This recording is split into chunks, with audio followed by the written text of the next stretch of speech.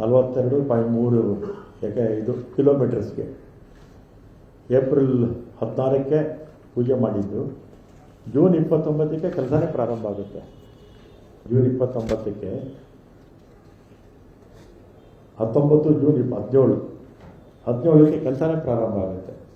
Land acquisition central ಗೌರ್ಮೆಂಟ್ನವ್ರು ಎಲ್ಲಿ ಬಂದು ಮಾಡ್ತಾರೆ?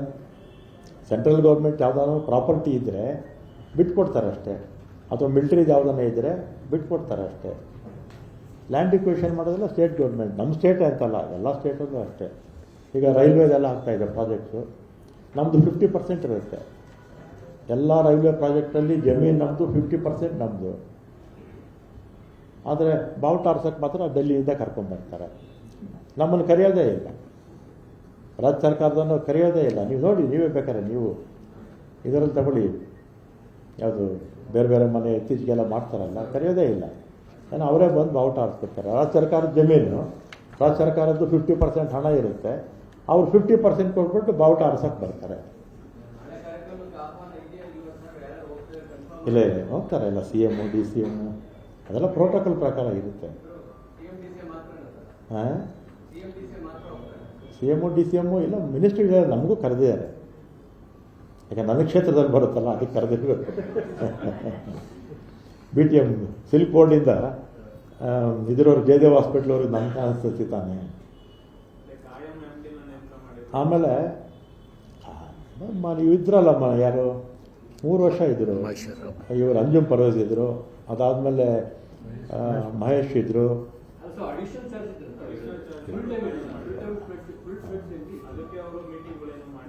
ಇಲ್ಲ, ಆ ಥರ ಏನಿಲ್ಲ, ಅದೆಲ್ಲ ಆಗುತ್ತೆ. ಈಗ ನಮ್ಮ ರಾಜ್ಯ ಸರ್ಕಾರದಲ್ಲಿ ಎಲ್ಲ ಅಧಿಕಾರಿಗಳಿಗೆ, ಮಂತ್ರಿಗಳಿಗೆ, ಅವ್ರಿಗೆ ಇಂಡಿಪೆಂಡೆಂಟಾಗಿ ಕೆಲಸ ಮಾಡೋದಕ್ಕೆ ಬಿಟ್ಟಿದ್ದೀವಿ. ಕೇಂದ್ರ ಸರ್ಕಾರದಲ್ಲಿ ಮಂತ್ರಿಗಳಿಗೂ ಕೆಲಸ ಮಾಡೋದಕ್ಕೆ ಇಂಡಿಪೆಂಡೆಂಟಾಗಿ ಆಗಲ್ಲ. ಏನು ಸೂಚನೆ ಬರುತ್ತೆ ಅಷ್ಟು ಕೆಲಸ ಮಾಡ್ಕೊಂಡಿರ್ಬೇಕಷ್ಟೇ ಕೇಂದ್ರ ಸರ್ಕಾರದಲ್ಲಿ. ಅಧಿಕಾರಿಗಳು ಅಷ್ಟೇ, ಮಂತ್ರಿಗಳು ಅಷ್ಟೇ.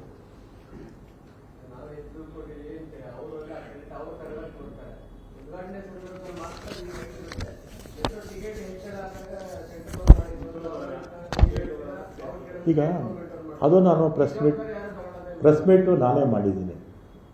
ಕೇಂದ್ರ ಸರ್ಕಾರ ಒಂದು ಸಮಿತಿ ನೇಮಕ ಮಾಡ್ತಾರೆ, ಒಬ್ಬ ರಿಟೈರ್ಡ್ ಜಡ್ಜು.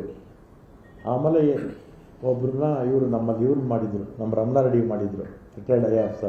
ಒಬ್ಬರ ಜಡ್ಜ್ನ ಒಬ್ಬರು ಮಾಡಿದರು. ಅವ್ರು ಏನು ರಿಪೋರ್ಟ್ ಕೊಡ್ತಾರೆ ಅದು ಅನುಮೋದನೆ ಆಗೋದೆಲ್ಲಿ? ಅಲ್ಲಿ ಡೆಲ್ಲಿನಲ್ಲಿ ಮೆಟ್ರೋ ಬೋರ್ಡಲ್ಲಿ ಅಪ್ರೂವ್ ಆಗೋದು. ಮೆಟ್ರೋ ಬೋರ್ಡ್ಗೆ ಯಾರು ಚೇರ್ಮನ್ ಯಾರು ಇರ್ತಾರೆ?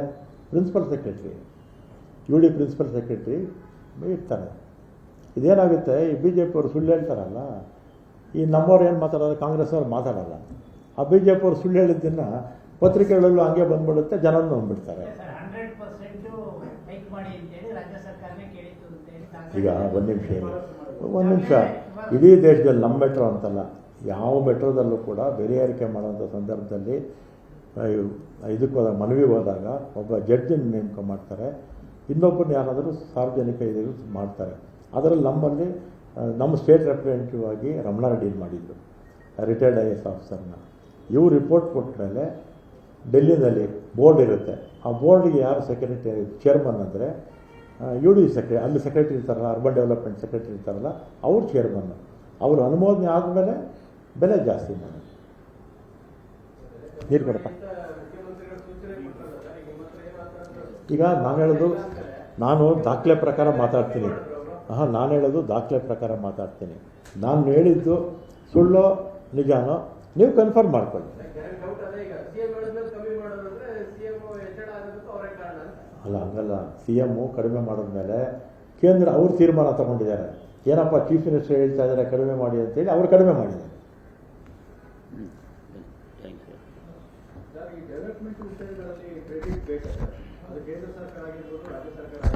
ಹೌದು, ಕ್ರೆಡಿಟು ಬೇಕಾ ಅಂತ ನೀವು ಕೇಳ್ತೀರಾ. ಕ್ರೆಡಿಟ್ ತಗೊಳ್ತಿರೋರು ಯಾರು? ದಿನಾಗಲೂ ಪತ್ರಿಕಾಗೋಷ್ಠಿ ಕರಿತಿರೋರು ಯಾರು?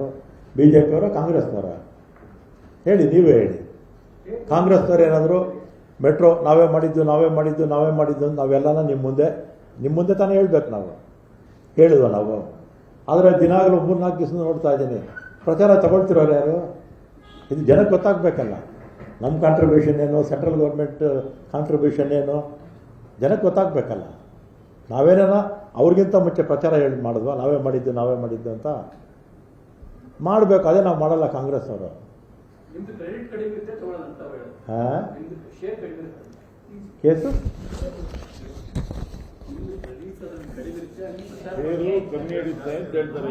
ಶೇರ್ ನೋಡಿ, ಇಲ್ಲೇ ಇದೆ ನೋಡಿ, ಎಲ್ಲ ಕೊಟ್ಬಿಟ್ಟಿದ್ದೀನಿ. ಇದನ್ನು ಕಳಿಸಿ, BJP ಅವ್ರಿಗೂ ಕಳಿಸ್ತೀನಿ PDF ಮಾಡಿ. ಇದರಲ್ಲೇ ತಪ್ಪಿದ್ರೆ ಅವ್ರು ಹೇಳಲಿ. ಎಲ್ಲಿ ಯಾವ ತೋರಿಸಿ, ಇದರಲ್ಲಿ ಪಾತ್ರ ತೋರಿಸಿ. ನೀವು ಹಣ ಜಾಸ್ತಿ ಕೊಟ್ಟಿದ್ದೀರಾ, ಅಥವಾ ನೀವೇನಾದರೂ ಜಮೀನು ಕೊಟ್ಟಿದ್ದೀರಾ, ಅಥವಾ ಖರ್ಚಾದಲ್ಲಿ ಎಕ್ಸಸ್ ಆಗಿಬಿಡುತ್ತಲ್ಲ, ಅಡಿಷನಲ್ ಗ್ರ್ಯಾಂಟ್ಸ್ ಆಗುತ್ತಲ್ಲ. ಈಗ 1 ಕೋಟಿಗೆ ಅಂದಾಜು ಮಾಡಿದರೆ 1 ಕೋಟಿ 20 ಲಕ್ಷ ಆಗಿಬಿಡುತ್ತೆ. ಅದನ್ನೇನ ಕೊಟ್ಟಿದ್ದೀರಾ ನೀವು?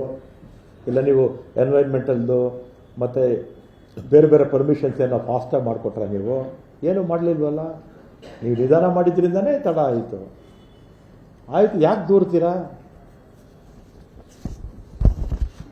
ಆಯಿತು, ಅವ್ರ ಬಾಯಲ್ಲಿ ಏನಾದರೂ ರಾಜ್ಯ ಸರ್ಕಾರದ ಎಷ್ಟು ಪಾಲಿದೆ, ಕೇಂದ್ರ ಸರ್ಕಾರದ ಎಷ್ಟು ಪಾಲಿದೆ ಅಂತ ಅವ್ರ ಬಾಯಲ್ಲಿ ಏನೋ ಬರುತ್ತಾ? ಹೇಳೋದೇ ಇಲ್ಲ ಅವರು. ನಾನು ಹೇಳಿದ್ದೆ, ಈಗ ಕೇಂದ್ರ ಸರ್ಕಾರದ ಪಾಲು ಎಷ್ಟಿದೆ ಅಂತ ನಾನು ಹೇಳಿದ್ದೀನಿ. ನಾವೇನು ಮುಚ್ಚಿಡಲ್ವಲ್ಲ. ರಾಜ್ಯ ಸರ್ಕಾರದ್ದು ಜಮೀನು ಕೊಟ್ಟಿರೋದು ಎಲ್ಲ ಹೇಳಿದ್ದೀವಲ್ಲ. ಆಮೇಲೆ ಲೋನ್ದು, ಮೆಟ್ರೋದವರು ಲೋನ್ ತೊಗೊಂಡಿರೋದು ಎಲ್ಲ ಹೇಳಿದ್ದೀವಲ್ಲ. ಅವರು 3-4 ದಿವಸದ ಪತ್ರಿಕಾಗೋಷ್ಠಿ ಮಾಡ್ತಾ ಇದ್ದಾರೆ. ರಾಜ್ಯ ಸರ್ಕಾರದ ಇಷ್ಟು ಪಾಲಿದೆ ಅಂತ ಏನೋ ಹೇಳಿದ್ರು ಅವರು? ಹೇಳೋದಿಲ್ಲ ಅವರು.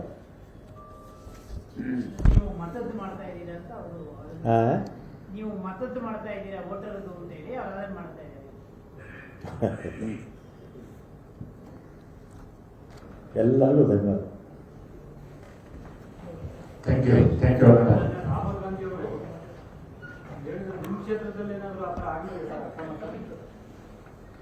ಆಗಿದ್ದರೆ ತನಿಖೆ ಮಾಡಲಿ, ನಮ್ದೇನೂ ಅಬ್ಜೆಕ್ಷನ್ ಇಲ್ಲ. ನಿನ್ನೆ ಪ್ರಹ್ಲಾದ್ ಜೋಶಿ ಅವರು ಪತ್ರಿಕಾಗೋಷ್ಠಿ ಮಾಡಿ ನಿಮ್ಮ ನಾಯಕರಿಗೆ ಸವಾಲು ಹಾಕಿದ್ದಾರೆ. ನೀವು ದಾಖಲೆ ಕೊಡುವಂಗಿಲ್ಲ, ಮತ್ತೆ ಪ್ರಮಾಣ ಪತ್ರ ಸಲ್ಲಿಸುವಂಗಿಲ್ಲ. ಪ್ರಮಾಣ ಪತ್ರ ಸಲ್ಲಿಸಿ ಅಂದ್ರೆ ಓಡೋಗ್ತಿದ್ದೀರಾ. ಮತ್ತೆ ಯಾವ ಈಗ ಇದು ಈಗ ಬೇರೆ ಸಬ್ಜೆಕ್ಟ್ ಮಾತಾಡಿದ್ರೆ ಒಂದು ನಿಮಿಷ ಇದು ಈ ಡೈವರ್ಟ್ ಇದು ಮಾಡಿರೋದು ಇದಾಯ್ತು. ಇದು ಸುಮ್ಮನೆ ಇದರಲ್ಲೇನು ಬರೆಯೋಕ್ಕೆ ಹೋಗಬೇಡಿ. ಈ BJP ಅವರು ಉತ್ತರ ಕುಮಾರ ಗೊತ್ತಲ್ಲ, ಮಹಾಭಾರತದಲ್ಲಿ ಈ ಉತ್ತರ ಕುಮಾರನ ಪೌರುಷ ಒಲೆ ಮುಂದೆ ಅಂತ, ಅಡುಗೆ ಮನೆಯಲ್ಲೇ ಅವ್ರದ್ದು ಪೌರುಷ, ಆಚೆ ಏನೂ ಇಲ್ಲ ಅವ್ರದ್ದು. ಅಲ್ಲ, ಇದಕ್ಕೂ ಅದಕ್ಕೂ ಇದು ಡೈಲ್ಯೂಟ್ ಆಗ್ಬಿಡುತ್ತೆ. ಅದಕ್ಕೆ ಅದು ಮಾತಾಡಲ್ಲ. ಈಗ ಯಾರಿಗೆ ಇಲ್ಲ, ಅಪೋಸಿಷನ್ ಲೀಡರು ಪ್ರೋಟೋಕಾಲ್ ಪ್ರಕಾರ ಕೊಟ್ಟಿರ್ತಾರೆ, ಎಲ್ಲರಿಗೂ ಕೊಟ್ಟಿರ್ತಾರೆ. ಎಲ್ಲ MLAs ಪ್ರೋಟೋಕಾಲ್ ಪ್ರಕಾರ ಏನಿದೆ. ಆಮೇಲೆ ಇದು ಪ್ರೈಮ್ ಮಿನಿಸ್ಟರ್ ಬಂದಾಗ ರೆಸ್ಟ್ರಿಕ್ಷನ್ಸ್ ಇರುತ್ತೆ.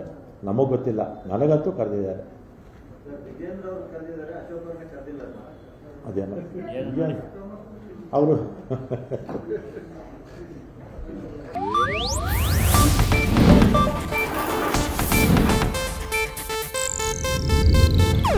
ಇದು ಏಷ್ಯಾನೆಟ್ ನ್ಯೂಸ್ ನೆಟ್ವರ್ಕ್ ಪ್ರಸ್ತುತಿ.